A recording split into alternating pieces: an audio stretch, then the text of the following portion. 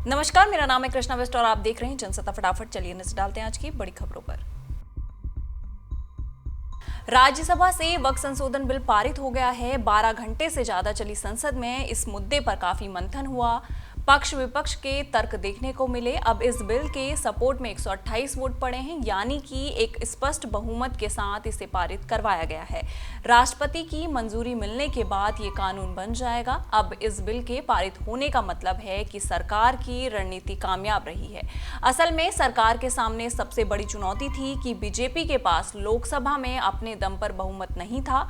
ऐसे में समर्थन एनडीए सहयोगियों का चाहिए था। वहां भी सारा खेल जेडीयू और टीडीपी का था, क्योंकि दोनों ही पार्टियां मुस्लिम हितैषी मानी जाती हैं। लेकिन सरकार इन दोनों ही अपने सहयोगियों को मजबूती के साथ रखा।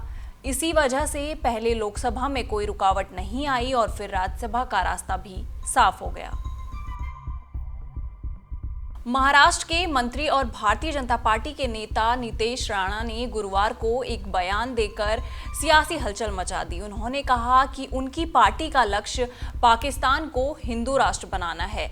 मत्स्य और बंदरगाह विकास मंत्री राणे ने सोशल मीडिया मंच एक्स पर यह बयान दिया। उन्होंने अपने पोस्ट में शिवसेना यूबीटी के नेता संजय राउत के उस आरोप का जवाब दिया जिसमें राउत ने कहा था कि केंद्रीय गृह मंत्री अमित शाह भारत को हिंदू पाकिस्तान बनाना चाहते हैं।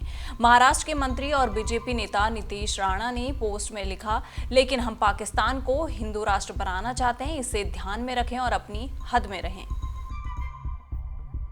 दिल्ली में रेखा सरकार के कई फैसले सुर्खियों में चल रहे हैं। माना जा रहा है कि आने वाले दिनों में कई और बड़े कदम उठाए जा सकते हैं। लेकिन इस बीच राजधानी में एक विवाद भी छिड़ गया है। ये विवाद पावर कट को लेकर है। सोशल मीडिया उन शिकायतों से पट चुका है जहां कहा जा रहा है कि उनके इलाके में बिजली गुल चल रही है। आम आदमी पार्टी ने इसे एक बड़ा मुद्दा बना लिया है। नेता प्रतिपक्ष आतिशी ने हमला भी साधा है। सबसे पहले आप संयोजक अरविंद केजरीवाल ने सोशल मीडिया प्लेटफॉर्म एक्स पर रेखा सरकार पर वार किया। उनके मुताबिक आप सरकार ने जो काम 10 सालों में किया, इस सरकार ने 1 महीने में उस पर बर्बाद कर दिया। केजरीवाल ने लिखा कि हमने काफ़ी मुश्किलों के बाद दिल्ली में पावर सिस्टम सेट किया था, काफ़ी मेहनत की थी। हम तो रोज़ इस पर नज़र रखते थे। उस समय कोई पावर कट नहीं होता था। इन लोगों ने तो 1.5 महीने में ही स्थिति खराब कर दी है। सुप्रीम कोर्ट ने गुरुवार को हैदराबाद के कांचा गाजीबोवाली में अथॉरिटी की तरफ से की गई वनों की कटाई के लिए तेलंगाना सरकार के मुख्य सचिव को कड़ी चेतावनी दी। कोर्ट ने राज्य सरकारों और केंद्र शासित प्रदेशों को वन्य क्षेत्रों की पहचान के लिए एक्सपर्ट कमेटी का गठन करने का आदेश दिया था और ये भी साफ किया था कि फॉरेस्ट लैंड में कमी सहित किसी भी चूक के लिए मुख्य सचिव जिम्मेदार होंगे। एक रिपोर्ट के मुताबिक सुप्रीम कोर्ट ने पेड़ों की कटाई को लेकर सरकार से काफी तीखे सवाल भी किए। कोर्ट ने पूछा कि वनों की कटाई को शुरू करने की इतनी जल्दी क्यों थी? पेड़ों को काटने के लिए वन प्राधिकारियों या किसी अन्य स्थानीय कानून से अपेक्षित अनुमति ली गई है या नहीं? राज्य सरकार काटे गए पेड़ों के साथ क्या कर रहे हैं? सुप्रीम कोर्ट ने यह भी साफ किया कि संतोषजनक जवाब नहीं मिलने पर अधिकारियों पर कार्रवाई की जाएगी। ममता बनर्जी के नेतृत्व वाली बंगाल सरकार को गुरुवार को सुप्रीम कोर्ट से बड़ा झटका लगा है। सुप्रीम कोर्ट ने 25,000 टीचर भर्ती रद्द करने के हाईकोर्ट के फैसले को बरकरार रखा है। कोर्ट ने आदेश दिया कि नए सिरे से चयन प्रक्रिया 3 महीने के अंदर पूरी की जानी चाहिए।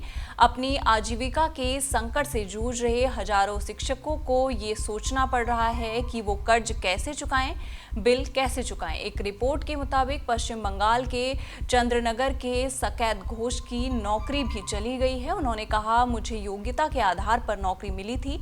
28 फरवरी 2019 को मैंने एक टीचर के तौर पर स्कूल ज्वाइन किया था। कई सालों की सर्विस के बाद मुझे भ्रष्टाचार के कारण नौकरी से निकाल दिया गया। मेरी कोई गलती नहीं थी। अमेरिकी राष्ट्रपति ने भारत सहित दुनिया के कई देशों को शुल्क युद्ध में घसीट लिया है। उन्होंने जवाबी शुल्क की घोषणा कर एक तरह से टकराव की स्थिति पैदा कर दी है। अमेरिका की ओर से भारी शुल्क थोपे जाने से स्वाभाविक रूप से अब विश्व में व्यापारिक परिदृश्य बदलेगा और इससे व्यापार युद्ध की आशंका सच साबित हो सकती है। अगर भारत पर इसका प्रभाव पड़ा तो अमेरिका भी दूसरे देशों के जवाबी शुल्क से नहीं बच सकेगा। दरअसल राष्ट्रपति बनने के बाद डोनाल्ड ट्रंप भारत में अमेरिका के सामान पर लगने वाले अधिक शुल्क का सवाल बार बार उठा रहे हैं। उन्होंने इसे विवाद का मुद्दा भी बनाया, मगर अब अमेरिका ने भारत पर 26% शुल्क लगाकर साफ कर दिया है कि वो इस विवाद को शायद आगे ले जाना चाहते हैं। स्पष्ट है कि अब दोनों देशों के परस्पर निर्यात पर दूरगामी असर पड़ेगा।